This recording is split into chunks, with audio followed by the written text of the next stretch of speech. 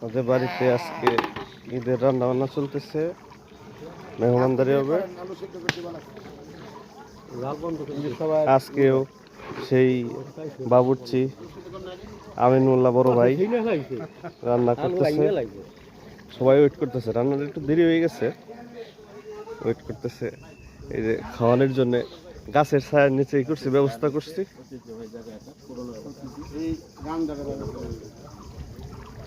খাসির মাংস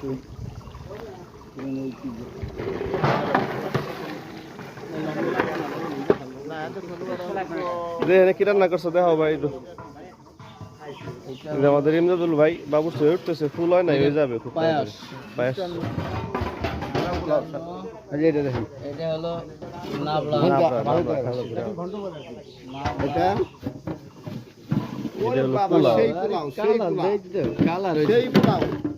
ঢাকার ঐতিহ্যবাহী এই পুরেন ঢাকার সেই। আপনাদের কারো বাবুর্চি লাগলে যোগাযোগ করেন, আমাদের বড় ভাই